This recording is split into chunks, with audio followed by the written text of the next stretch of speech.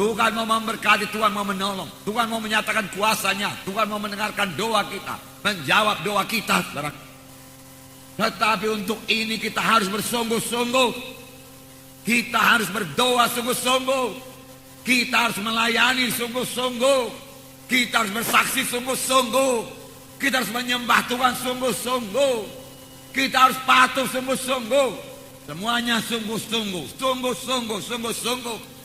Kerja keras sungguh-sungguh. Sebabnya topik firman Tuhan pada hari ini juga kesungguhan hati. Sungguh-sungguh, sungguh-sungguh. Yang perlu kita cek pada hari ini, seberapa besarkah kesungguhan hati kita? Seberapa besarkah kesungguhan hati kita untuk berdoa kepada Tuhan? Mohon kuasa Tuhan.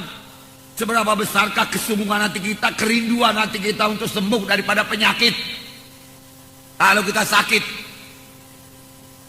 seberapa besarkah kemauan kita untuk sembuh? Kesungguhan hati kita untuk sembuh. Seberapa besarkah itu? Seberapa kuatkah kemauan hati kita? Seberapa teguhkah kemauan hati kita itu? Saudaraku, sebab itu menunjukkan iman kita. Seberapa kuatkah kemauan kita untuk memiliki KKS yang berbelah? Seberapa kuatkah kemauan kita untuk mencapai jiwa-jiwa di luar sana? Kalau kita bersungguh-sungguh dan bekerja dengan sungguh-sungguh, Tuhan pasti menyertai, memberkati dan memberikan keberhasilan. Seberapa kuatkah kesungguhan hati kita? Seberapa kuatkah kemauan kita? Seberapa kuatkah kerinduan kita untuk mengikut Tuhan, untuk mematuhi Tuhan, untuk melayani Tuhan?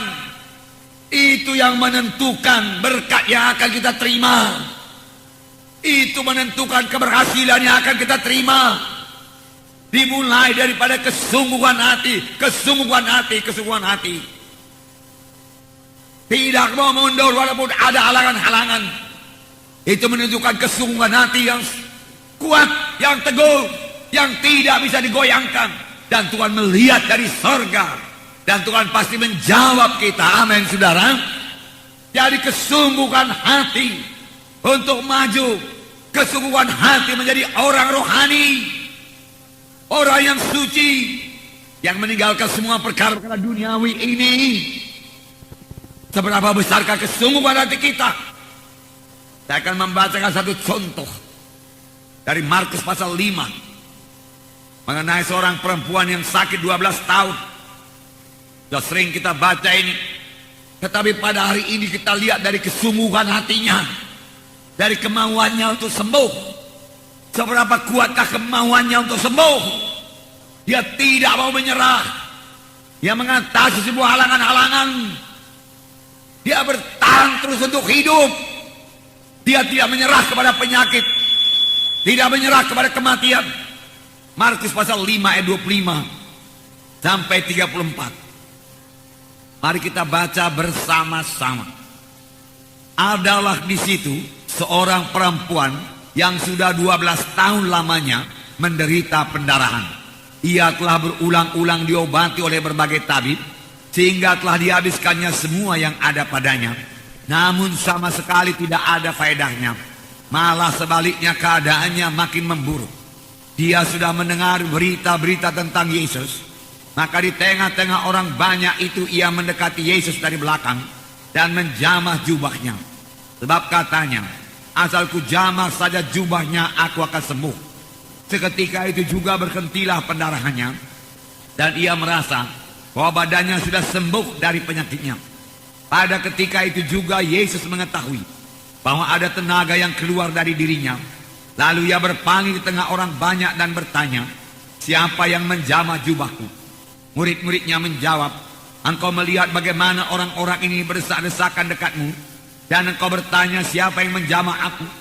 Lalu ia memandang sekelilingnya untuk melihat siapa yang telah melakukan hal itu. Perempuan itu yang menjadi takut dan gemetar ketika mengetahui apa yang telah terjadi atas dirinya, tampil dan tersungkur di depan Yesus, dan dengan tulus memberitahukan segala sesuatu kepadanya. Maka katanya kepada perempuan itu, hai anakku, imanmu telah menyelamatkan engkau. Pergilah dengan selamat dan sembuhlah daripada penyakitmu itu. Nah, saudara, perempuan ini sudah sakit 12 tahun. Selama 12 tahun itu dia tidak menyerah kepada penyakitnya. Kemauannya untuk sembuh begitu besar.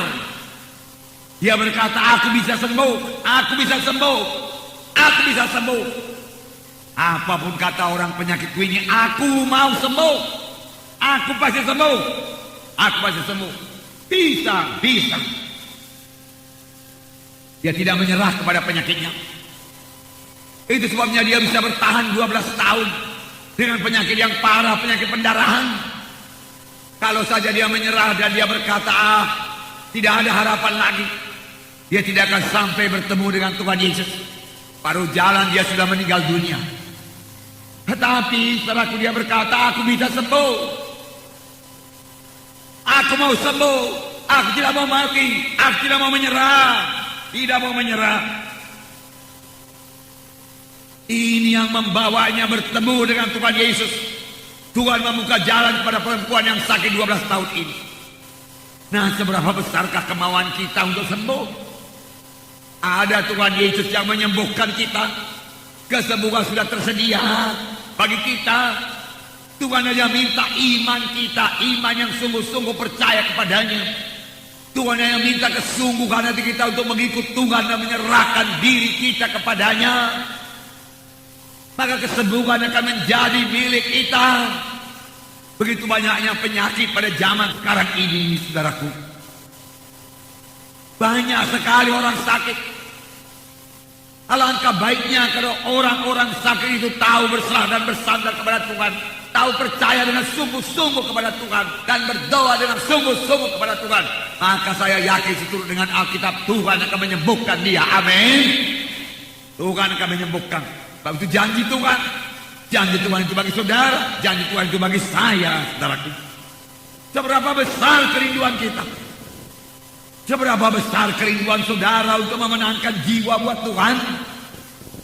Bukan Tuhan yang tidak mau memberi, bukan Tuhan yang tidak mau memberi jiwa-jiwa untuk diselamatkan, tapi apakah kita rindu jiwa-jiwa itu selamat? Sudahkah kita berdoa sungguh-sungguh supaya kita bisa membawa jiwa-jiwa kepada keselamatan? Sudahkah kita berdoa sungguh-sungguh supaya pada hari Minggu kita membawa jiwa-jiwa? Tidak ada padamu karena kamu tidak berdoa. Kamu berdoa juga, tetapi tidak sungguh-sungguh. Tuhan mencari orang yang bersungguh-sungguh. Seberapa besarkah kerinduan hati kita, kesungguhan hati kita, saudaraku. Tuhan lihat itu semua dan Tuhan jawab, saudaraku.